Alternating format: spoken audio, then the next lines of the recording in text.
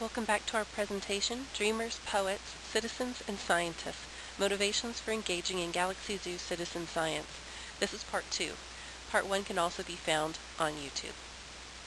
Fortunately or unfortunately for us, we had to take another look at the data, which means lots and lots and lots of hours reading these blogs.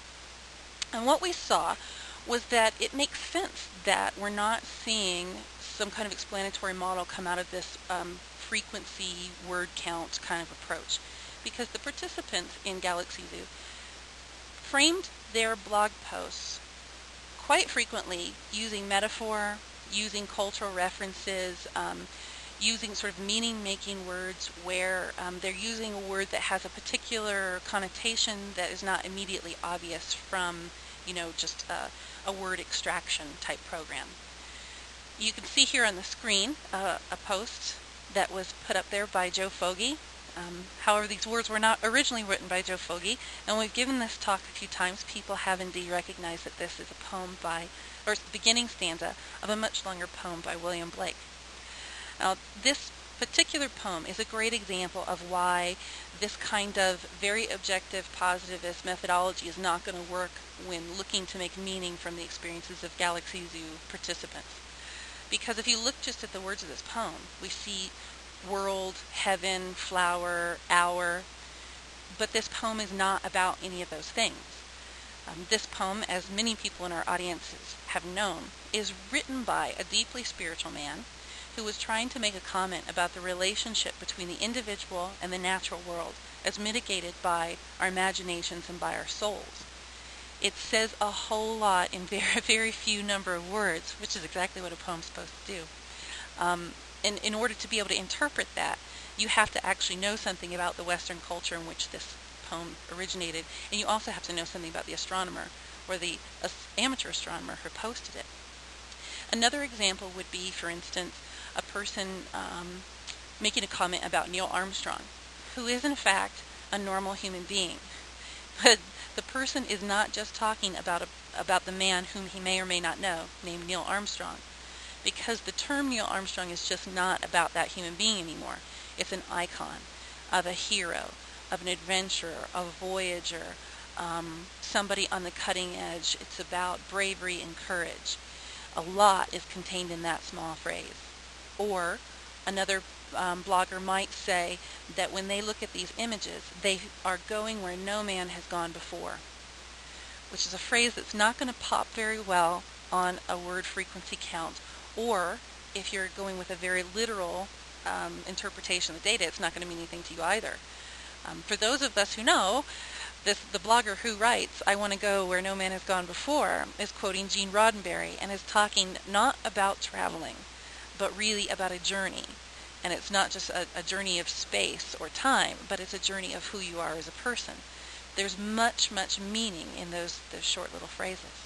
So we had to spend who knows how many hours interpretively coding, analyzing the data, going back, searching the database for disconfirming evidence, and repeating. We found that the biggest theme here amongst the participants is a sense that they have that they are authentically participating in science. And they're not doing fake science, they're doing real science. Some of the participants specifically said that this experience of participating in Galaxy Zoo is quite different from other very worthy citizen science projects they've engaged in. An example that was used in the data was the SETI Citizen Science Project, in which people relinquish time on their home PCs to allow SETI to use their PC to crunch data. And that's a wonderful activity to engage in, and many of the participants at Galaxy Zoo do in fact engage in that project, or did in fact engage in that project. But this is different. These participants have a real notion that they're engaging in real science that's creating real papers. This first participant says, "It makes me swell with pride to get to work alongside some of the smartest people in the world, and not a single one has come across as, 'Hey, I'm smarter than you, shine my shoes,' or something like that." In this act of engaging with these scientists, there's this sense of being respected by them, and that was enormously important to people as we looked across the blog. Again, if there'd been the sense of, "I'm cleverer than you, I would have run a mile," this next piece I think is quite important. For me, this is the true meaning of scientific endeavor, to spread knowledge as far as possible and discover together whatever there is to discover. These people feel as if they are interacting, they're on par with real scientists. It is giving them a sense of accomplishment, a sense of engaging in something important, but doing so in what is to them an authentic way, which is a real difference between this project and some others. The second thing that we found quite surprised us is that many of the participants described what we would call a sense of transcendence. We were not expecting to see so many participants describe a sense of emotion in terms of doing this scientific work. As this participant says, one sentence that would sum it up is, "The wonder of the universe. I am in awe of its vastness, beauty, and strength." Now, it would be tempting to say that this post is about engaging because of vastness or beauty. But those two words do not really encapsulate what this person is experiencing, and this is where interpretive research is different than a more positivist approach. The positivists would only allow themselves to count those words. But as an interpretive researcher, I can look at this and I can say, no, this is an emotional experience that this person is having. They are having an experience that, if I had to guess, if I were monitoring them, I would see physical, measurable changes in their body that are quite positive. This person is having a moment of transcendence here as they're looking at some of these really wonderful objects. Or, to be more direct, this participant says, "I'm also joining in with a religious interest. Me, Christian, Protestant, nonconformist. I'm keen to look at God's universe of galaxies and wonder at it and praise Him for it." This is certainly, again, not what we expected to see, and I would suppose, although I haven't asked them, that when the Galaxy Zoo builders, constructors, created this project, it's not what they intended to have happen. I seriously doubt that any of them thought, wow, let's create something that will have people do science and then will also give them a spiritual experience. Nonetheless, that is what we see here. A third theme that we saw was that Galaxy Zoo, and perhaps other citizen science projects, are providing participants with a second chance. When we went through the data, we found that the citizens, that the people who gave data about themselves that would indicate their age, that those people tended to be middle-aged or older, and that many of them felt as if they had always been interested in astronomy since they were a little kid, but that life had gotten in the way.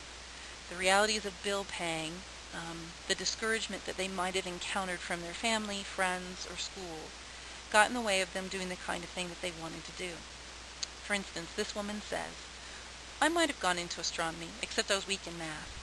And back in the 70s, girls weren't encouraged to go into the sciences much. Had I been stronger in math, I think I might have pursued a career as an astronomer or meteorologist. But now, thanks to Galaxy Zoo, I can look at stars and galaxies to my heart's content." We saw this theme a lot. People who said, "I would have loved to have done this, but I wasn't good enough in math, I wasn't good enough in science, I wasn't getting any encouragement." And for them, this is a way to go back and replay the game, to have a little bit of the dreams that they had when they were kids, but that life kind of took away from them. Again, probably not something that the zookeepers intended to create for the participants, but a very real theme nonetheless.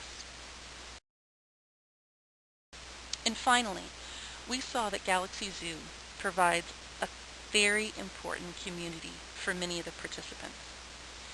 We found as we looked through the data that many of the participants, again, were older, some were infirm, some were shut in, and some were just lonely. Some were trying to find connection with their family. Some were trying to find friends. And the Galaxy Zoo world provides that. This participant says that the most wonderful thing about the zoo community, as I see it, is that it naturally exudes a sense of belonging. You feel right at home starting with your first post, with all the sincere and spontaneous welcomes from the forum. And we would say that we went back and checked the veracity of this statement. And certainly, as we went through and found individuals introducing themselves into the Galaxy Zoo world, that multiple previous zoo members would chime in and say, welcome, hey, we're here to answer any questions, we're glad to have you here. Another participant here says, ultimately, it is the zoo spirit of friendship, equality, mutual respect for one another, generosity in sharing their knowledge and experience that has won over the day and has made the utopia on the net a reality. Now, while we are not experts at the Caper team, we are not experts on internet blogging, we would say that we've been in enough blogs and we've browsed enough blogs to believe that sometimes posting on a blog is akin to putting a target on your own back. That sometimes the blogosphere is downright mean. What we think we've seen is not just the genuinely friendly, encouraging spirit of participants, but when we look at the behavior of the zookeepers and the other, various scientists that are engaged in the zoo, what we see is that they have gone out of their way to provide participants with very quick feedback to questions, with unexpected words of encouragement to posts where it's not even a question. And this really surprised us because we know that the zookeepers have day jobs. But their efforts towards creating community have been highly successful, and we believe, and our data would suggest, enormously important as it relates to the number of people who are participating in the zoo on a regular basis. So what does this have to do with anybody here in the audience? What does it have to do with anything except congratulating the people who constructed Galaxy Zoo or who are currently working as zookeepers? We believe that it has a few things to say for the general citizen science population. The first is, if we go back and we look at this issue of transcendence, one thing that may make people uncomfortable in their citizen science projects, but which we believe would be enormously helpful, would be to speak to the heart of participants. In this case, it's the Galaxy Zoo participants who are providing the poetry and who are providing sort of these transcendent comments. But it seems to work for everyone, and we would encourage you to have a bit of gumption and to consider putting poetry on your website, to putting these statements out yourself as the moderators or managers of your citizen science website. If you're doing bud bursts, well, how about Ode to Spring on the front page of it? But do not fear going to that place of being emotional and really talking about the sort of transcendent experiences of being a human being and being a human being in the science world. Second, we saw that for these participants, it was really important that they were engaging authentically in the science. So it might be quite tempting to have your participants engage simply as data collection devices. But indications from Galaxy Zoo are that if you encourage your participants to really engage in the science of it and to engage in a task that's meaningful, not just a data collection task, that really, really matters. And also that you not come into the program as the scientist on high, but that in a more egalitarian way, that you come in as a zookeeper, as a person who's chiming in on the blog, who's got a word of encouragement to say, and that you not always come at it as from the position of being the scientist. In terms of those participants who are looking for a second chance at life, a second chance to become that astronomer or that meteorologist that they never got to be, give it to them. Make sure that, or attempt, I shouldn't tell you what to do, but attempt to do what the Galaxy Zoo keepers have done, which is to constantly have the theme of your participants being that collaborator, sharing the research, sharing how the research is going, giving credit where credit is due to the people who are assisting you in your research. Elevate them to more than just data drones. And finally, it's really important to provide a place of belonging where it's safe. Like we said, many blog spaces on the internet are not safe places. Make sure that your blog space is. That the talk is encouraging, that it forms a sense of community, that's a place for friendship, that there's, an offline chat space on your website. Create a place where people who are looking for it can find friendship, encouragement, and community. Thanks for listening to our presentation. If you have any questions or comments, please feel free to get in touch with us at caperoutine@gmail.com.